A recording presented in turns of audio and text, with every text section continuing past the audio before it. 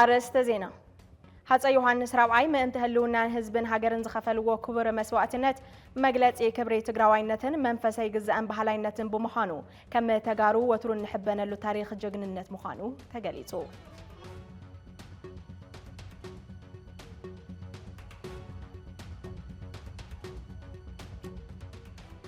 ብዘይ ትግበሩ መጽዋዕታት ምምላስ ቤቶም ዝረሓቐ ተመዛበልቲ ቁልጡፍ ፍታሕ እንተ ዘይተዋሂቡና ናይ ባዕልና አማራጺ ክንወስድ ኢና ክብሉ ጠሪዖም።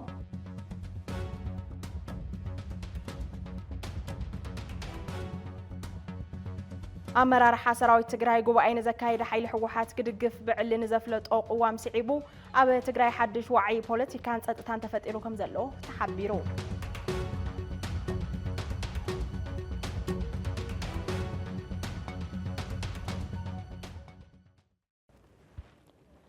سلام طعنا هبلي كم تمسيو زخبركم تخطاتلتنا دمستن تي في زينا براخه جميرلو زيناتات مقرب حبيركم صنح حيلن كيروس نمكتتالكم باغاني عدم قدمي 4 عامات كم زعلات اب لعلي نبرتي ماي معدو بسراويت ኢትዮጵያ ግፍዕ ተፈጺሙ ጽንታ ትግራይ ከይርሳዕ ከይደገም ካብ ቃል ንላዕሊ በብዕለቱ ንስተፈጸሙ ግፍዕታት በብዕለቱ ክዝከሩን ፍትሒ ክሕተተሎም ይግባእ ምእንተዚ በዛዕለት ንስተፈጸመ ግፍዒ ከም ዝስዕብ ክንዝክሮ ኢና ዝርዝር ኣለና بسنكي أب تجري استولع أنتتاو كينات قبل على نصوحان استفدت أما قفعي ما عليا يقولون قفع حزب كير الساعة كيد جمت في استبي ببعلة توزان تاتا جونسايد يقرب كم زعلت قدم 4 عامات نصوحان نبرت ماي معدو بسراويت إثيوبيا بزسك حقونتها تقاتلهم قبل على دك سبات إنسان مسارات المعات إنم إمان زخبد إنسف زي بالبدل إنقفع أنت فتسمو مفتصامون زذكر كوينو بس جفت أفزيه ولاد بزي ولاد بزي ولادي كترف كيلو تحر 4 عامات حزبون حزب بزي تملس حتون زي ترقاقة فتحني ركب نسبة سحب بدل إنقفعي فتحن خركب كم حزب المنجستن بحوار تنايبيو كام كلاسنا تجبأ بس إن كم راح تحو حذفت أرجونا يوم بروتت عشان بايدون إذا بس حب بدل كك على حن فتح خركبن هلو وصلتوا كخبرن ما نجد لمعات كجمرن كويك علن كابت أنت زوج أمن سيت جراي عدد سدة سقاين موتون كخونن أبتهيوتون أكلون زجبر لا تجراين من بارون تسفى بس إنه اللي بركبت حكم زلوا على توتر يخوين الله تحذير خبت أنت ما أسألوا نزز ملكوت منجست زي مرجون حزبي كم حزبي أبزي تدلي شغلوت أتوي ركب ما راح تيخبت زلوا وتروت يوم حزبهم فتح كركب كسرحون نزبت حني بس إحنا زلوا بدل سقح سرعة كنقصون صفحت صاوعتات يقرب له بفلاي استمزابل حزب كملسن تقرس مريت تግራይ ናብ ሰዋንነቱ ከአቱም ብዘይ ዝኾነ ይኹን ቀድመ ኹናት ክጅመር ዘለዎ ዋኒን ምዃኑ በተደጋጋሚ ዝጥለብ ዘሎ ጉዳይ እዩ ከይርሳዕ ከይድገም ዝብል ቃል ጭርሖ ጥራይ ከይኸውን ኩሎም ዓይነታት ክፍዕታት ክቃልሑን ፍትሒ ክሕተተሎምን በዘይ ምርብራብ ክስራሕ ዝገብኦ ብሄራዊ ዋኒን እዩ هاتي ዮሐንስ ራብዓይ ምእንተ ህልውናን ህዝብን ሀገርን ዝኸፈልዎ ክቡር መስዋዕትነት መግለጺ ክብሪ ትግራዋይነትን መንፈሳዊ ግዝአን ባህላይነትን ብምዃኑ ከም ተጋሩ ወትሩ እንሕበነሉ ታሪኽ ጀግንነት እዩ ቲቪ ምስ ሰጋር ትራንስ ኢንፎርሜሽን ራራ ሚድያን ብምትሕብባር ኣብ ዘሰናድኦም መድረኽ ዝኽርት ዝተረኸበ ተመራማሪ ታሪኽ ሙሉ ወርቀ ኪዳነ ማርያም ትግራዋይ ታሪኽ ናይ ምስናድ ባህሉ ትሑት ብምዃኑ ስምን ክብርን ዮሐንስ ሃሲሱ ይክብል ገሊጹ ሙሉ ወርቀ ኪዳነ ማርያም ታሪኽ ትግራይ ዝግባእ ክስነድ ናይ ኩሉ ትግራዋይ ሓላፍነት ምዃኑ ምስ ዘኻኸረ ሕሉፍ ታሪኽ እንትመሃረሉን ዝሐሸ ወለዶ እንፈጥረሉን ዓብይ መድረኽ ምዃኑ ሓቢሩ ተወሳኸለና ሃፀይ ዮሐንስ ታሪክ ክሳብ ቀረባ ግዜ ከም ታሪክ ወንዳርጋ ተባሂሉ ዘይራይ ታትውሰድ ዝነበረት ኤግዛምፕል ተባሂላ ትውሰድ ኣብ ድንበር ከይዶም እኮ ዝሞቱ ንጉስ እዮም ዳትልካስ نمجننت نمفتر التوهيلا طرح تنقر امبر تخل زغور وكو زي يصحفن بمولا يقبر او غغلي وانت قسمتات كتريوم كلهم ዮሐንስ ሞኝ ናቸው ما ንጉስ ሁኑ ቢሏቸው በመሃሉ ወሰን ጠባቂ ልሆናሉ ግዛዕ ዝብል ናይ ቅኔን ግዛን ህጫጨን ግዛት ነገራት ይዘሎ ዝግባ ክብር ውነይት ሆወምን ስለዚህ ከም ንጉስ ሞይቶም ዘይኮነስ እታ ብድሕሪኡ ዝነበረት ሸዓ ሓይሊ ምስ ፈረሰ እቲ ብድሕሪኡ ዝነበረ ሓይሊ ናይ ምኒልክ ሓይሊ ነይሩ ምኒልክ ቅድሚ ምንጋሱ ናይ ውጫሌ ውዕል ፈሪሙ ንኤርትራ ናብ ኣስመራ ዝገበሩ ኩሎም ከሎስ ተጋሩ መሳርያ ከይሕዙ ምእንትስ ቀዲምኩም ኩልያ ምንጋስ ይምነዩ እሞ ساعتهم كي منه يسقدمكم مسمرة توزون ملخت كم زحلو في تدور دابون ولا يخسوا لمي زرعي نجاري عار حسوته يكون سلازة تتاريخ نلوم 5 عام غير كان حس خان حرس عيف كايو تاريخي يخون تغلي سلازوت تاريخ كم تزنور غير كان دحرس عفكايو أمنا لهم حماقات مهارلو حماق تنيرو أمنا لهم صبوكات صبو نختكبر كات مهارلي ينبر نمدلاون نلايلهم نمكنا أنت وهيلو مثلهم ونززام دول نجار يلين حز حاله في تاريخ لذي إزيتو حدا كن مهارن غيل حدش تاريخ تجراي كتصحف التقل حلفات تاريخ حزب تجراي برتعو عين مفتاش انت تقل راح مخانو تقليصو تبئسن مداركت مبل 236 عام زخري هاص يوحنس ابا زصنبللو مشاس ترخبه نبر غازيطኛ ابرها ገብረ አረጋዊ ታሪክ ህዝብ ትግራይ በዝገባ አብ ምስናድ ኮነ ተባሂሎም ስሩሑ እንቅፋታት መንባሮም ምህላዎምን ገሊጹ ሃጽ ዮሐንስ አብ ዘመናው ምስተሰርሑ ኩሉ ጽቡቅን በምክንያት ስስዓ ዳሕራይ ዝመጹ ፖለቲከኛታት ግቡእ ቦታኦም ከይረኸቡ ምጽልሖም ሓቢሩ ተወሰኸለና ዝናይሎም ታሪክ ክጽሕፎ እንድሕር ኮንካ ተጋሩን ምንታይና ታሪክ ዘይንጽሕፍትን ዘለና ብዙሓት ጀጋኑ ክንረክብና ኣብ ዘዘበነው ቃልሲ ክጅምር ተሎ ስሑል ክንረክብና ኣጋዕዘ ክንረክብና ግደይ ክንረክብና ኣባይ ክንረክብና ተወልደ ክንረክብና ስየ ወዘተረፈ እንዳልና ክሳዓና ዞምሎም ዘለው ክንረክብና ስለዚ መንገዲ ብዝነበረ ናይ ቃልሲ ሕልኽላኽ ኣፍታ ኣዎንታው ተባሂሉ ዝሕሰበላ ዝነበረት ግዜ ብኣዎንታ ኣብ ክንዲ ምቕማጥ ዘይፍተዎ ኩነታት ዝኽልከል ኩነታት እዩ ዘሎ ስለዚ እዚ ብዝምጥኖ ቃልሲ ተስተኻኺሉ ክፅሓፍ ከም ዘለዎ كنزهاخر ندلي منم زي سرحنا له مخنيات ناي بعلتنا أي كألن زخون زلون ناي صحفتي سخفتات قلون على يوم زخون هاي نجن إتي بأندو ناي عدو قداي زحتت عب كدمي زلوا كسر حيل زمس أكل كتحف قبام أنتي ندهر عزي زمتنا مزهاخري زمتنا كتع زمتنا قالسي أكيدنا كنت حفن كن كارثن كم زلنا خزارة بدلي بزي تقبروا مصبعات مملاس بيتهم زرحق تمزابلتي قلت فتح انت زي توهيبنا ناي بعلنا مراسي كن وسدي نايلوم طريعهم لو معلات تمزابلتي زوا معراب تجراي بتوكل تمبيلهم نغزياو من محدار بزغرولو طرعان عدنا ملسونا منغست زخغبر انت زي كيقولو جن ابا كندا كن موجود اين فقدينا كلو قليصهم زرزر لنا كابه تقمتي كل تشحن 13 عام تمرات جميرو قبل الحزب تجراي بستأوج جنسايدا وكينات ملا حزب تجراي نابز خفق برك كساطحن تمزابلت وغنات دما عددا موتن سقاين كابز دارغو 4 عامታት حليفهم ولو باش حز قصر تمزابل حزب زوا معراب سان مغبي مدحانيتن مصللن بزي كينات يصنت مهلاو لمتريو خوينلو سريح خان صعير كان مبلاع نخالي اون محجاز لمد حزب زوا معراب تجراي دحرس من معول بريتوريا لو مصباحنا مربتي كملس يزبل زنورو تسفا تزنقيقو ناي مرحتو زي صبات مصوعتاتن مقراء سباو حاجزن توسيخو نابز خفق بركي تساطح يركب لو معلات تمكلتي تمزابلت زوا معراب تجراي أبرد جنبيرو ترخيوم قدم كبل بترغاغامي دمصم داسمع منبرمون فتح زي رخو مخانمون قليصهم دمصنا الناس معنا ناو عدنا ملسنا ناولنا بوزح غيزه تزاريمنا بوزح غيزه سلفوصينا ناي مጨረሻ ደሞ ያአክል ብዝብል ያአክል ድሕረዚ ኣብ ኬንዳ ምንባር ድሕረዚ ኣብ ቁር ምንባር ድሕረዚ ካብ ገዛ ካብ ወጻኢ ምንባር ያአክል مرحتنا يأكل نلنا إحنا يأكل لكم جزانا أتونالنا نعمل إرشاد دمتنا أسمعنا نبذ حلفة سلازي مرحتنا نزنا ندامس ثلاثة معالتي أسفلت دك سنانا بتله مقالة نزي تختيلو أما لا سقاو سدام زلوا وجنا تفانق على وجنا دمت أسمعيو سلازي نزي دمت سي سمعوا زخان يخد مرحي كسالومي ملسها ونا مرحي يلن بتعمينا حزيننا فسسي رديئة زبهلون يلن حكمنا زبهلون يلن سلازي تموت موتيو سلازي كاوزي اللي على خنص أورين عين نصبنعن كنصن نحونا ينخلن سلازي زلاتنا ماراسي بقى مس محرسبنا ودينا هنا لافتا بوتانا صعدا بانديرانا حيزنا خيرنا سلاماوينا حارسنا خنولعينا لنا مس حزبنا ترارينا هنا كالي جن سمعنا أكال يلن تحيلون سمعنا أكال يلن منجست جزاهم محدارون سمعنا يلن بوليتيكا ودواتهم سمعنا يلون سلازي نحنا مس محرسبنا ترادالينا እቶም ተመዛበልቲ ወገናት መንግስትነት ዘለና ጸገም ተረዲኡ ቁልጥ ፍታሕ ክበና ተዘይክኢሉ ካብ ዝቕጽል ዘሎ መዓልቲና መረበትና ክንከይድ ምዃንና ንገልጽ ክብሉ ተዛሪቦም ድሕሪ ህዚ ኣብ ኬንዳ ይነብርን ድሕሪ 5 ዓመት ተማዛባላይ ዝበሃል ኣካል እውን ክህልይ ይኽእልን ካልእ መልክዕ እውን ይክፈጥር ድሕሪ ህዚ ስለዚ መራሕትና ስጋብ ህዚ ድምፅና ይሰምዑን ስጋብ ህዚ ገዛና ይመለሱናን ገዛና ካብዘ ይመለሱና ንሕና ካብዛ ለማዓንቲ ንጅምራ ዘለና መዓልቲ ጀሚሩ ብናይ ባዕልና ዓቕሚ ብናይ ባዕልና ደቅና ምልሻና ባዕልና ኩላትና ናይ ዞባ ምዕራብ ተመዛባሊ ንዞባ ምዕራብ ኣይሸንፊ ስለዚ ንሕና እንድሕር መንግስቲ ኣብና ካብ ጽባሕ ንግሆ ምንቅስቃስ ንጅምር ኣለና ናይ ተመዛበልቲ ብዝተረኸበ ኣጋጣሚ ተደጋጋሚ ገሊጽና ኢና ክሳብ ሕዚ ሰባት ኣብ ኬንዳ ይሞቱና እዮም ዘለዉ ሕዝማ ጠቕሊሉ ተንዝነበረ 12 ኪሎ እውን ጠፍየን እየን ለኣና ዝኸውን መንግስቲ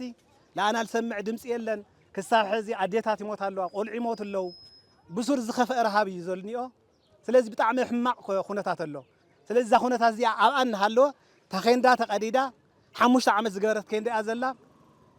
ኣብኣ እናሃለወ እዛ ትመፅላ ክረምቲ ከዓ እንተረኺባቶ ኩለና ኣሰር መሰደርና ኢና ንጠፍእ ኣለና ስለዚ እታ ክረምቲ እንተይመፀት ኣብዚ ሓጋይ እዚኣ ልሰምዕ ኣካል እንተልዩ ዜጋ እዮም ህዝቢ እዮም ኢሉ ልሰምዕ ኣካል እንተልዩ ካብ ክልል ኣትሒዙ ክሻ ፌደራል እዛ ክረምቲ እንተይኣተወት ሓደ ፍታሕ ይፍተረሐልና ብዙሓት ሰላማዊ ሰልፍታት ጌርና ኢና ብዙሓት ጥርዓናት ተቕሪብና ኢና ናይዞም ኩሎም ጥርዓናትና ብቑዕ ምላሽ ይረኸብና ሕጂ ግን ዝነበርና ኬንዳ ተቐዲዱ ኣብ በረኻ ወዲቕና ብቁሪ ብንፋስ ብማይ ኩሉ ነገር እርሱና ንዓረፈ ብዙሕ ችግር ኣሎ ህዝቢ ምዕራብ ከፊእና ፀጊምና እዩ ንጠመለና ንመውት ኣለና ንመዓንቲ 3 ግዜ ኢና ንመውት ዘለና ከም ሰብዓ ካረን ከም መቐለን ከውግዕን ከለኹ 17 እናቐበርና ኢና ንውዕል ከምኡ ኢልና እንተንቕመጥ ነርና ካብዚ ዝዓበይ ይመፀና ነርኑ ተመሳሲልና እንተንነብር ነርና ኣይንመሳሰልን እናበልና ደቅና ገቢርና ንበዓልትና ገቢርና ግን መንግስቲ ስኢና ኣለና ኣብቲ ዝኸፈልናዮ ዋጋ ከምቲ ዝኸፈልናዮ ዋጋ ግን ከስብና ስለዝሰኣና ኣውያትና ስሚዕና ሓዚና መንግስቲ ከም ዘይብልና ምዝ መሰለና ምዝ ስማዕምዕና ምስ ንዓና ዝሓቁፍ ካብ ድሕሪ ናይ በዓልትና ስጉምቲ ንኽንወስድ ወሲና ኣለና ኣብ መወዳእታቶም ተመዛበልቲ ግዚያዊ መንግስቲ ትግራይ ድምፂ ተመዛበላይ ብሚድያ ክሓልፍ ስለ ዘይደለየ ልሳን ህዝቢ ትግራይ ዝኾና ሚድያታት ከኣትዋ ይፈቀድን ምባሉ ሓቢሮም ኣብ ደጀን ቢሮ መፂና ሓሳብና ክነቕርብ መልእኽቲ ተወከልቲ ሰዲድና ኢና እንታይ ዝብል ምላሽ ይመፂና ብዘይ ሚድያ እተው ሚድያ ዝበሃል ግን ከኣት የብሉን ዝብል ምላሽ እናረኺብና ንሕና ደሞ ተን ሚድያታትና መልክዕና እየን ናይ ኩሉ ህዝቢ ትግራይ ድምፂ ዘጋዊ ሓንበር ካሊእ ዝፈጥሩ ተኣምር የለን ቅድሚ ህዝብን ኣቲና ነርና ኢና ትግራይ ቲቪ ካልኦት ሚድያታት እውን ነይሮም ኣቲና ኢና ልዕሊ 100 ሰብ ንኸውን ብዙሕ ነገር ተባሂሉ ብዙሕ ነገር ቅሪብና ኢና ሓንቲ ጥራሕ ይሓሊፋ ፕረዚደንት ጌታቸው ረዳ ትብል ምስ ተመዛበልቲ ዞባ ምዕራብ ዘትዮም እዚኣ ትብል ጥራሕ መሕሊፎምና እዚኣ ክንብል ኢና ኣቱን ኢና ንብለና ሎሚ ሰነ ክንወስደኩም ጉንወት ክንወስደኩም እናተባሃልና ኣሽካዕላልዮ ርእሰና ዝፃወትልና ዘለዉ ስለዚ ንሕና ግን ኣይመፃኹምና እውን ዝብል ሕቶታት ስለ ዘሎ ምእንታይ ማስረጅ ብዘለዎ ንክንኮነልና ደሊና ሎማዓንቲ ናብ ግዝያዊ ምምሕዳር ጌታቸው ረዳ ክንመፅእ ከለና ግን ምስ ሚድያና ዓዲምና ሚድያታትና ሒዝና ክንኣቱ ኢና ኣብ ዝበልናዮ ሚድያ ሒዝኩም ኣይተኣትውን እተው ንበይንኹም ስለተባሃልና ዘን ሚድያ እዚአን ከዓነ ፍልፍል ናይ ህዝቢ ትግራይን ደቂ ትግራይን ስለ ዝኾና ሚድያና ሒዝና ኢና ካብ ካሊእ የምፃናየንን ካብ ትግራይ ሒዝናየን ኢና መፂና ድምፅናን ኩሕልናን ስለ ዝኾና ጎንናን ሕቆናን እውን ስለ ዝኾና ንዕን ሒዝና ክንኣቱ ኣይተኣቱን ተባሂልና ተባሪርና ኣለና ኣመራርሓ ሰራዊት ትግራይ ጉባኤ ንዘካይደ ሓይሊ ሕወሓት ክድግፍ ብዕሊ ንዘፍለጦ ቅዋም ስዒቡ ኣብ ትግራይ ሓድሽ ዋዕይ ፖለቲካ ፀጥታን ተፈጢሩ ከም ዘሎ ተገሊጹ እቲ ቅዋም ዘይሻራውነት ሰራዊት ዝጸሉ ንመላእ ጀግና ሰራዊት ትግራይ ዘይውክልን ዘይገልጽን ዋላ እንተሃለወ ናብ ተግባር ንምቕያር ዝግበር ዘሎ ምንቅስቓስ ግን ፍጹም ተቐባልነት ስለ ዘይብሉ ብቕልጡፍ ክእረም ከም ዘለዎ ተገሊጹ በላይ ኢሳያስ ተወሳኺ ኣለዎ ግዚያዊ ቤት ምክሪ ትግራይ ህዝቢ ትግራይ ናይ ልምዓት ተጠቃሚ ክኸውን ሃፍትን በጀትን ክልል ከመሓደር ሰላምን ድሕንነትን ህዝቢ ትግራይ ከረጋገጽ ስምምዕ ሰላም ፕሪቶሪያ ክትግበር ላዕላውነት ከኽብር ተመዛበልትና ብመረበቶም ክምለሱ ናይ ዳግመ ሕወት ስራሕቲ ተጠናኺሮም ክትግበሩ ብሓፈሻ ግዚያዊ ምምሕዳር ሓላፍነት ክዋፃእ ዝከታተልን ዝቆፃፀርን ከምኡውን ክፍተታት እንትርከቡ ተሓታትነት ናይ ምርግጋጽ ሓላፍነት ዘለዎ ምዃኑ ተገንዚቡ እዞም ዝስዕቡ ውሳነታት ከም ዘመሓላለፈ ዕላው ገይረሎ ቀዳማይ ኣብ ቀረባ እዋን ካብ ኮርኒ ላዕሊ ዝኾኑ ኣመራርሓ ሰራዊት ጉባኤ ንዘካየድ ሓይሊ ኢና ንድገፍ ብዝብል ዝተወሃበ መግለጺ ነቲ መትከሉ ህዝባውነትን ዘሻራውነትን ዝኾነ ሰራዊት ትግራይ ዘይውክልን ዘይገልጽን ከምኡውን ነቲ ህዝቢ ትግራይ በፂሕዎ ዘሎ ፖለቲካዊ ንቕሓት ዘይምጥን ካብ ምዃኑ ሓሊፉ ኣፈላላይ ዝፈጥሩ ኣካላት ናብ ሰላማዊ ድርድር ከይኣትዉ ዝዓጽው ግንናስ ዝፈለየን ስለ ዝኾነ ፖለቲካ ትግራይ ካብ ዝሓመቐ ናብ ዝኸፍአ ክጋደድን ዝተሓላለኸ ክኸውን ዝገብር ድሕሪ ምባል ኣብቲ መግለጺ በዚ ምኽንያት ህዝቢ ትግራይ ኣብ ጭንቅን ሻቕሎትን ከኣቱ ዝገበረን ፍጹም ተቐባልነት ዘይብሉን ስለ ዝኾነ ብቕልጡፍ ክእረም ከም ዘለዎ ይሕብር። ካልኣይ ኣብ ትግራይ ዘሎ ግዝያዊ ምምሕዳር ወይ መንግስቲ ኣብ ታሕቲ መሰረት ከይህልዎን ብኡ ኣቢልካ እውን ኣብ ከይዲ ንምፍራስ ምንቅስቓስ እናተገበረ ምዃኑ ዝረአ ዘሎ ሓቂ እንተበለ ኣብቲ መግለጺ ካብዚ ብተወሳኺ ሰራዊትና ኣብ ዘይስሩሑን ተግባርን ኣሃዱታት ብውልቂ ኣመራርሓ ሰራዊት እናተኣዘዛ ኣብ ጣብያታት ወረዳታት ከተማታትን ንዘለዉ ምምሕዳር ኣካላት ኣብ ምፍራስን ማህተም ምንጣልን ክውዕሉ ይገብሩ ከም ዘለዉ ነዚ ብዘይምልከቶ ናይ ደገ ሓይልን ዝተቐመጡ ዘይሕጋውያን ኣካላት ክርከብን ምስ ህዝቡ ከጓንፅን ይገብር ከም ዘሎ ዝገለጸቲ መግለጺ በዚ ብዝግበር ዘሎ ምንቅስቓስ ኣብ ዝተፈላለዩ ከባቢታት ኣብ ልዕሌና ሓይሊ ጥሕሰት ሰብኣዊ መሰላት ተፈጺሙልና ዝብሉ ዜጋታት መረረት የስምዑ ምህላዎም ህዝብና ዝፈልጦን ዝከታተሉን ዘሎ ሓቂ እዩ እዞም ኣብ ልዕሊ ህዝቢ ትግራይ መሰረታዊ ጥሕሰታት ተፈጺሞም ዘለዉ ዝበሉ ዜጋታት ዝምልከት ግዝያዊ ቤት ምኽሪ መርሚሩ ኣብዚ ዘይሕጋዊ ተግባር ኢድ ንዘለዎም ኣካላት ክሳብ ተሓታትነት ንምብጻሕ ብቐጻልነት ትኹረት ክሰርሕ ከም ዘሎ ኣብቲ መግለጺ ይሕብር እዚ ዝግበር ዘሎ ምንቅስቓስ ግን ህዝቢ ትግራይ ስርዓት መንግስቲ ከይህልዎ ብምግባር ሓድነት ህዝቢ ትግራይ ዝዘርግ ዘይዛረግ ወንፂ ክፈጠር ክበታተን ኣደዳ ጸላእት ክኸውን ዝግበር ዘሎ ፍጹም ሓላፍነት ዝጎደሎ ዘይሕጋዊ ተግባር ስለ ዝኾነ ብህፁፅ ጠጠው ክብል ግዝያዊ ቤት ምኽሪ ጸዊዑ ሳልሳይ ኣብያተ ቤት ምኽሪ ትግራይ መግለጺ ላዕላውነት ህዝቢ እውን ከምኡውን ዝተፈላለዩ ፖለቲካዊ እምነታትን ሓሳባትን ብነጻን ግልጽነትን ዝተኣናገደለን ሕገ መንግስታዊ ትካለን ድሕሪ ምዃን ይኹን እምበር ኣብ ክልል ንታሕቲ ዘሎ ገሊአን ኣብያተ ቤት ምኽሪ ነቲ ብላዕለዎት ኣመራርሓ ዝወፀ መግለጺ ክድግፋ ብሕገ መንግስቲ ካብ ዝተቐመጠለን ተግባርን ሓላፍነትን ወፅአን ብሓደ ናይ ደገ ዘይምልከቶ ሓይልን ዝቕመጡ ዘይሕጋውያን ኣካላት ሹመት ከጽድቓ ዘይምልከተን ብሓደ ዘይምልከቶ ፖለቲካዊ ሓይል ተጽሒፎ ዝተዋሃበን መግለጽታት እናውፅኣ ክውዕላ ኣብ በዚ ዘይምልከቶ ሓይል እናተገደዳ ይርከባ እዚ ፍጹም ዘይሕጋዊ ዝኾነ ተግባር ብሽሙ ውሳነ ኣብያተ ቤት ምኽሪ ንምሽፋንን ሕጋዊ ክመስልን በዚ ኣቢልካ ህዝቢ ንምድንጋርን ዝግበር ዘሎ ዘይሕጋዊ ምንቅስቓስ ብህፁፅ ጠጠው ክብል ግዝያዊ ቤት ምኽሪ ትግራይ ጸዊዑ ኣሎ ህዝቢ ትግራይ ብልፍንታይን ሓይልታት ዝበፅሖ ቁስሊ ከይጸገነ ናብ ተወሳኺ ህልቄትን ውድቀትን ዘምርሖ ዘሎ ኣካል ይኾኖ ክበሃል ንህዝቢ ትግራይን መንእሰይ ትግራይን ጻውዒት ቀሪቡ መሪሕነት ውድብ ናጽነት ትግራይ ደጀን መዝገቡ ውስን ሰራዊት ትግራይ ኣብ ልዕሊ ህዝቢ ትግራይ ዝፈጥሮ ዘሎ ራዕዲ ጠጠው ከብል ጸዊዑ ትግራይ ናብ ሓደጋ ከይተምርሕ መንግስትን ውድብን ፈሊኻ ምርኣይ ከም ዘድልን ነዚ ብምልእነት ንክልዎ ድማ ሓበራዊ ቃልሲ ከም ዝጠልብን ደጀን ገሊጹ ቃል ደጀን ናባኸም ክነብል እዞም ሓይልታት እዚኦም ዝገብርዎ ዘለዎ ግን ኣብ ህይወትና ኣብ ህይወት ደቅና ኣብ መጻኢ ህዝብና ኣብ ዕፃ ትግራይ ዝውሰን ዘሎ ጉዳይ እምበር ኣብ ናይ ካሊእ ካብ ትግራይ ወፃእ ኣብ ዝኾነ ኣካላት ዝውሰን ኣይኮነን ኣብ ህይወትካ ኣብ ዝውሰን ጉዳይ ፀግዒ ሒዝካ ሱቕ ክትብል ኣይትኽእል ኣብ መጻኢ ትግራይ ኣብ ዝውሰን ጉዳይ ፀግዒ ሒዝካ ሱቕ ክትብል ኣይትኽእል ኣብ ደቅኻ ንወገንካ ኣብ ዓድኻ ጽባሕኻ ብዘጸልምት መንገዲ ኣብ ዝፍጠር ከይዲ ፀግዒ ሒዝካ ሱቕ ክትብል ኣይትኽእል ብኣውርኡ ናይቶም ጉጅለታት ጉዳይ ገዲፍካ ናይ መንግስትነት ጉዳይ ግን ኣጥሪቕካ መሓዝ ከድሊ መንግስትን ውድብን ምፍላይ ኣድላይ ኣብቲ መንግስትነት ዘሎ ኣካል ዝኾነ ፍንጫል ሕወሓት ክኾን ይኽእል ንዕኡ እውን ዕረፍ ትብለሉ መንገዲ ግን መንግስትነት እዩ ፖለቲካዊ ጉዳዩ እንተድልይዎም ኣብ እግሪ ዳዕሮ እንተድልይዎም ኣብ ቦርድ መረፃ ኢትዮጵያ እንተድልይዎም ኣብ ቤት ጽሕፈቶም ኣትዮም ክበኣስሉን ክተዓረቑሉን ዝኽእሉ ጉዳይ ግን እዚ ናብ መንግስትነት ክመጽእ ይግባእ ናብ መንግስትነት ትግራይ ክልሖኽ ዘይግብኦ ስለ ዝኾነ ነፂርካ መንግስትነት ክሒዝካ እዞም ኣካላት እዚኦም ዘምጽእዎ ዕንወት ክትከላኸል ቆሪጽካ ክትለዓል ጥራሕ እዩ ዝግበአካ ብሽም ሰራዊት ትግራይ ንዝወፀ መግለጺ ንህዝቢ ትግራይ ናብ ሓደጋ ዘምርሕን ውዕል ፕሪቶርያ ዘፍርስን ምዃኑ ብብዙሓት ውድባትን ሲቪክ ማሕበራትን ዋላ እኳ እንተተነፀገ እቲ ውሳነ ተግባራዊ ንምግባር ግን ምንቅስቓስ ይግበር ምህላው ስዒቡ ዘይሻራውነት ሰራዊት ናብ ሕቶ ዘውድቕ ውሳነ ቅሬታ ክሕተተሉ ትፅቢት ኣብ ዝግበረሉ እዋን ተፈጻምነቱ ዝግበር ዘሎ ምንቅስቓስ ሓድነት ህዝቢ ናብ ሓደጋ ዘእቱ ነታ ብሄር ዝበታትንን እዩ ተባሂሉ እቲ ውሳነ ናብ ተግባር ንምስግጋር ዝግበር ዘሎ ምንቅስቓስ ጠጠው ክብል ከም ዘለዎ እውን ተገሊጹሎም لعلواي مريحنت ود بهراو بايتو عباي تግራይ بايتونا يوسف برها أبهلو كنتات ديبو بزهاو مجلسي جنرالات تግራይ كاب هالك بوليتيكا تግራይ وصيوم ناب هزبوم قلاحتا نكجبرو صوي علو قال يوسف نبخم كنبل እዚ ኩነታት እዚ ክፍጠር ከሎ መድሕን ኮይኑ ክመጽ ዝነበሮ ትግራይ ትሕቲ ትግራይ አውሪዶም ናብ ናይ ጉጅለ ጥቕምታት አውሪዶም ከጥፍኡዋ ከለው ናብ ጥፍዓት ናብ ምድማይ ናብ ዘይረብሕ ናይ ከባቢያውነት አጀንዳ ከውርድዋ ከለው መድሕን ክኾኑ ዝግብኦም ዝነበረ እቲ ህዝቢ ትግራይ ብዙሕ መስዋዕቲ ከፊሉ ኣብ ማዓርግ ዘብጽሖም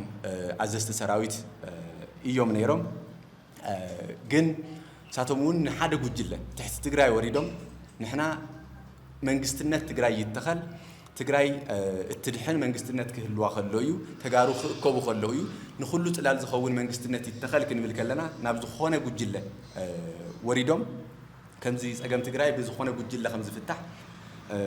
ንሓደ ጉጅለ ብምውጋን ትስም ሰራዊት ንስም ሰራዊት ዘይምጥን ንትግራይ እውን ዘይምጥን ብስሩ እውን ውሳነ ናይቱ ሰራዊት ዘይኮነ ንትጅግና ሰራዊት ትግራይ ይምልከትን ባይዞ ይዙ ውሳነ ዝን ቶም ላዕሎት ኣዘዝቲ እዩ ባዕሎምን ካብ ኮርን ላዕልን እዮም ኢሎሞ ናቶም እውን እዩ ውሳነ ዋላ ርሳቶም እውን ኩሎም ተዘይኮኑ ማለት ስለዚ ንሕና ጀነራላት ኩኑ ንብሎም ኣለና ሳቶም ካድረታት ኢና ንኸውን ጀነራላት ይኸውንን እሞ ካድረን ካድረ እውን ናይ ጉጅለ ካድረ ኢና ንኸውን እዮም ዝብሉ ዘለው እዚ ነገር እዚ ከይዱ ካፍቲ ሕዚ ንሪኦ ዘለና منأسي بسدت كتفقو أبوش تعد زلوا تجمعات تري والله مهم كابزي حليفون نابناي مهتم من تالن ترى نابناي كادر سرح وريدهم كادرون مهتم يجي من تالن ناب نورمال كونيتا جن نابزي درجة زي وريدهم نام الدماء يوصلونا تمن سي دفيهم نابزي يدليون عبي كتيوه يوم زعرو زلوا دقاقي منات عوعيتنا قبرنا مسئنا عنا جن سقاب حزم من محياش يلن هزخ عنا وطيرهم يوم زقطلو زلو وزي دوك بلي قبا إنا نبل حزبون دوك بلي قبا نتقراي زتقم يكونن نام الدمايز وسديو تقراين إنه على الداميو مع عندري صلاتي زقبر عكايدايو زخونه يكون وتحدراوي أفلت أزل لو وسب خمدي عينة وسانة خوسنا يخلن زخونه يكون بوليتيكاو أفلت أزل لو وسب خمدي عين سرح خفت ما يخلن زخونه يكون تقراي سب النازل لو وسب خمدي عين سرح خفت ما يخلن سلازي تقراين إنه على خداميو زجوجو زلوا أكلات ومخعم بفصم ناي تقراي بزي يكون علامان ناي تقراي بزي يكون تنخون نابكم زي عين تكونيتات زور زلوا أكلات حدث إذا حسبوه زلوا بحيلي سلطان نزخونه يكون جوجل لمهاب كم زي يكال كفولتو يقبع سرو انت قبالنا تقولون سراويت تግራይ ጊላ ሓደ ሓይሊ ዘይኮነስ ዘብዕ ህዝቢ ትግራይ ምዃኑ ተረዲኡ ባህግን ድሌታትን ህዝቡ ከሰምዕን ክፍጽምን ከም ዘለዎ ተገሊጹ እዚ ዝተገለጸ ኪዳን ተጋሩ ንብሔራዊ ድሕንነት ኣብ ዝሃብኦ መግለጺ እንትኸውን ኣብቲ መግለጺ ዝተረኸበ ላዕለዋይ መሪሕነት ውድብ ዓረና ትግራይ ንዲሞክራሲን ላዕላውነትን ዳንኤል ገብረመድህን ትግራይ ናብ ንቡር ንክትምለስ ህዝቢ ዝመረጾ መንግስቲ ንክህልዎን ግዝያዊ ምምሕዳር ትግራይ ብምድጋፍ ናብ መረጻ ክነሰጋግሮ ይግባእ ክብል ገሊጹ ትግራይ አንጸላሊዋ ዘሎ ሓደጋ ክንዲ ዝዕገት ናብ ህዝቢ ውሪድካ ህዝቢ ብኸባቢነት አጽሚድካ ትግራይ መንግስቲ ዘይብላ ንኽትከውን ዝግበር ዘሎ ሓደገኛ መንገዲ ጠጠው ንክብል እውን ጸዊዑ ተወሳኸለና ሰራዊት ትግራይ ንህዝቢ ትግራይ ዋልታ ኮይኑ ድፋዕ ኮይኑ ካብ ጽላእን ካብ ሓደጋን ክከላኸል ዝወፈረ ናይ ህዝቢ ወገንነት ዘለዎ ሰራዊት ምዃኑ ኩልና ንግንዘቦና بزي كل عبي خبر خمسة لنا خفلت اللوا يخون أمبر هذي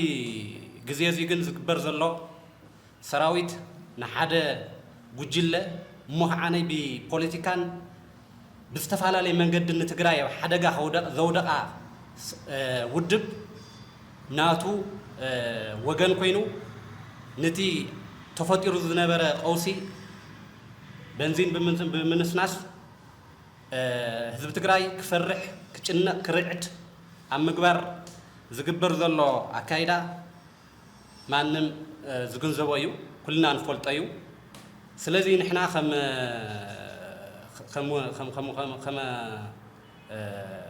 خم تجارو زي زقبر ذلوا عكايدا بسرعة نهزبنا بحدا جزء تبمخانو ክንኩንኖ ይግባእ ዝብል እንትነለኒ ካብኡቲ እዚ ዝወለዶ ፍርሕን ጭንቅን ድማ መንእሰይና ዓዱ ባሕሪሑ ናብ እግሩ ናብ ዝመርሖ ፍቆዶ የመን ሊብያ ካልኦት ከባቢታትን ብኣሽሓት ዝቁፀር ይቀሳቀሰሎ ይኸደሎ ይስደደሎ እዚ ድማ ትግራይ ብዘይ መንእሰይ ብዘይ ምሁር ንኽተርፍ ዓብይ ግደ ኣለዋ ማለት እዩ ስለዝኾነ ንመንእሰይና እዚ ናብ ደገ ናብ ስደት ዝኸዶ ዘሎ ካይዳ ናብኡ ዝርብሕ ኣይኮነን ኣብዚ ኮይኑ ስለዚ እዚ ዘምፅኦ ዘሎ ፖለቲካና ኣብ ሓደጋ ወዲቑ ስለ ዘሎ እዩ ኣብ ሓደጋ ወዲቑ እቲ ግዝያዊ ምሕዳር ስራሑ ንኸይሰርሕ ውዕሊ ፕሪቶርያ ተግባራዊ ንኸይኸውን ፀሚዱ ተታሒዙ ክሻብ ታሕቲ መንግስትን ምፍራስ ዝግበር ዘሎ ማህተም ንምንጣል ዝግበር ዘሎ ብጣዕሚ ህዝቢ ትግራይ ብእውነ ክርድኦ ኣለዎ ብእውነ ተረዲኡ ነዚ ሕማቕ ኣካይዳ እዚ ንህዝቢ ትግራይ ዘይጠቅምን ንኹልና ኮላይ ብዘይ ዓድ ብዘይ ሰብ ዝገድፍን ኣካይዳ ስለ ዝኾነ ማንም ሰብ ተገንዚቡ እዚ ይኾነ ክብሎ ኣለዎ ማለት እዩ ጸገም መንበር አባይቲ ንምቕራፍ ዓሊሙና ሰርሐ ከም ዝርከብ ወሓስ ናይ ገዛ ቁጠባን ህንፀትን አክሲዮን ማሕበር ገሊጹ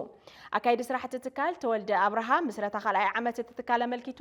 ኣብ ዝሃቦ መብርሂ ቁጠባ ትግራይ ኣብ ዘይዓበየሉን ጸገም ትግራይ ኣብ ዘይተቐረፈሉን ስራሕ መንበር ገዛ ፈታኒ ዋላ እኳ እንተኾነ ንጸገማት አባይቲ ፍታሕ ንምንዳይ ሙሉእ ዓቕሚ ሒዙና ሰርሐ ከም ዝርከብ ሓቢሩ በላይ ኢሳያስ ተወሳኺ ኣለዎ ገሊኦም ዲዛይን ወፂሎም ኣብ ከይዲ ምጽዳቕ ዝርከቡ ገሊኦም ኣብ ጨረታ ኮንትራክተር ዝርከቡ ቀፂልና ንሃንጾም ብየማን ብጸጋምን ዘለዉ ሳይታት ወኒና ኔና እዚ ሰፈር እዚ ጥቕልል እንትብል ወሓስ መንደር ዝብል ስያሜ ክነስይሞም ኣብዚ ከባቢ እዚ ገዛ ክሰርሕ ኣይክእልን እጣ ፋንታ ኣብ ገዛ ክራይ ምንባር እዩ ወይ እውን ካሊእ ግዳማዊ ዕድል ምጽባቕ እዩ ዝብሉ ዝነበሩ ኣካላት ከም ዝከኣል ተምሳሌት ኮይኑ ነርእየሉ ሳይትና እዩ ስለዚ ኣብዚ ኢና ዝኔና ክንድቲ ዝተለምናዮ ከይድና ኢና ኢልና ይንኣምንን ምክንያቱ ድሌትና ሰፊሕ እዩ ክንከዶ ንደሊ ሰፊሕ እዩ ክንገብሮ ንደሊ ብዙሕ እዩ ኩነታት ብዝተፈላለየ መንገዲ ገዲብና እዩ ብዘይተሓለለ ፃዕሪ ኢና ኣብዚ በፂሕና ካብዚ ንድሓር ዝቐረበ ጉዕዞ ድማ ናይ ኩልና ብሓባር ንኸዶ ናይ ኩልና ብሓባር ክንከዶ እዩ ንብል ተሓዚ ተረኺባ ዝኒኣ ውፅኢት እውን ናይ ኩልና ስለ ዝኾነት እያ ኣባላት ሓሳብ ሒዝና ንዑ ትካል ነጣይሽ በብውልቀ ኮምፒቲቲቭ ኮይና ቢዝነስ ክንሰርሕ ኣይንኽእልን ዓለም ናብ ሓደ እናተሰብሰበ ዘለዎ ዓቕሚ ናብ ሓደ እናምፀ ዓቕሚ እናፈጠረ እዩ ዘሎ ንሕና ድማ ዓቕምና ተዳኺሙ ብተናፀል ኮምፒት ኣይንገብር እንትንብል ኣሚንኩምና እታ ትካል ንኽትከውን ኮንትሪቢዩት ጌርኩም ካብኡ ብምቕፃል ናይቲ ትካል ሓላፍነት ወሲድኩም ናይቲ ትካል ተርቁ እናሰራሕኩም ድማ ሰራሕተኛታት ወሕስ በቲ ሕዚ እንሪኦ ዘለና ደረጃ ዝተረኸቡ ውፅኢታት ክመፅእ ጌርኩም ዓማዊሉ መዳርክቲ ኣካላት ከምኡውን ኣመራርሓ ናይቲ ትካል እውን እቲ ሓላፍነት ልዕሊ ቢዝነስ እዩ መርኣያ እንኾነሉ ብንእሽተይ ጀሚርካ ስራሕ ምስራሕ ከም ዝከኣል ተምሳሌት እንኾነሉ ንዓማዊልና መማረፂ ባህግታቶም ዝኾነሉ ዋሕስ ኮለትና እንተኸፊኒ እንተፀጊምኒ ድንገት ፈተናታት ተገጢሞምኒ ዋሕስ ትበሃል ትካልለትኒ ንኽብሉ ተኽእል ትካል ንምስራት ኩልና ነናይ ባዕልና ኣስተዋፅኦ ጌርና ብዙሓት ዕማማት ይቆሪናዮም ከም ዋሕስ ዝመንደር እዚ ክነልምዖ ቶም መሬታት ወኒና እዩ ኔና ክህነፁ ሕዚ እናትና ተሳትፎ የድሊ እዩ ኣብ መወዳእታ ትቤስ ቲቪ ስሩዕ ምድላው ካብ ዝፈለመሉ እዋን ጀሚሩ ካብ መሰረታዊ ባህግታቱን ኣንፈት ኤዲቶርያሉን ዝብገስ በብወርሑ ትኩረት ትቤስ ነፂሩና ሰርሐ መምፅኡ ይዝከር እዩ ኣብ ወርሒ መጋቢት ቀንዲ ትኩረት ትካልና ሓለዋ መንግስትነት ትግራይ ዝምልከት ይኸውን ህዝቢ ትግራይ ንዘበናት ወናኒ መንግስትን ስርዓተ መንግስትን እንተሎ ብሰንኪ ዘይተመለሱ መድረኻዊ ሕቶታትን በብእዋኑ ዝመፁ ተፃብኦታትን መንግስትነቱ እናተዳኸመ እናተመናመነ እናጠፍአን መፅኡ እዩ በዚ ድማ ከቢድ ዋጋ እናተኸፈለ መፅኡ ሎ ኣብዚ ሕዚ እዋን ኣብ ትግራይ አንጸላልዩ ዘሎ ኩለ መዳዊ ብሄራዊ ሓደጋ ብህንፀትን ሓለዋን መንግስትነት ክቕረፍ ይግባእ ነዚ ድማ ኣብ ሓደ ህዝቢ ኣገዳስነት መንግስትነት ዝምልከት በብእዋኑ ዝተፈላለዩ ትሕዝቶታት ነቃሊሕና ንሎሚ በስዕብ ሓሳብ ከነላዕሎ ደቀይ ንምንታይ እዮም ተሰዊኦም ለሰላም ለሐቅነት ለመሬት ትግራይ خذ حق النهاية لي جبرلي جبرلها عد مسنا خوينا تجري ناول كسبات خوينا تجري عد مني تكمل له دك 16 يوم تسوي أم دكي عاوتهم زازيمهم يوم تسوي أم دكي تشحي 10 سلستي تكمت 10 لواتو خلتش هي 15 تقمت 10 شوعتنا مدرشة مسوات الخفولو دقيقة خلتش هي 10 أنا 15 خفول مسواتي عاوتم زازيمهم يوم لمن يلوم إذا مريت تقرأي خمن خزيل لاقت الله له والكسبات وردا مستابيع طابيع مسقشتات نات ذاتي نات مخره لول قوم نارئس ده سرحي لبهالنيو نارئس ده سرحي أما حدار خوينو ويل خونا مرح نتحيزو سقول بحق إن اللي جعاز اللي حرخوينو عشاي بهال نقدم سوي بهال النازي سلال خونا اتفتحي منيك فتحه جزاهم حدار تماريض تبهلو جزاهم حدار سلال خون خاكور برزت تجزي خاطر تقام لنيكا فتحك تهبنا نيكا كاو طابيا كاو زواك شا وردا شا قشت كفتاش اليوم جزاهم حداري أم حدار سلال تماريض خا أوزي مونغول أتوكا اللي جزي خايو تتقام لنيكا وتم أوزي لهم حاور كل لا خالد دقفيو بقولك أو الطرف وجزال طرف هيو وزيد مسك اسمع موطينيو جن كتهرسي ولا حي نمباركاس خبركم تخاتلتنا دمستن تبي استبي نعكم حرينا زقربنا لكم زيناتنا زي مسنيروم استرفت حستاتنا سناي صانحيت كون لكم منا سلام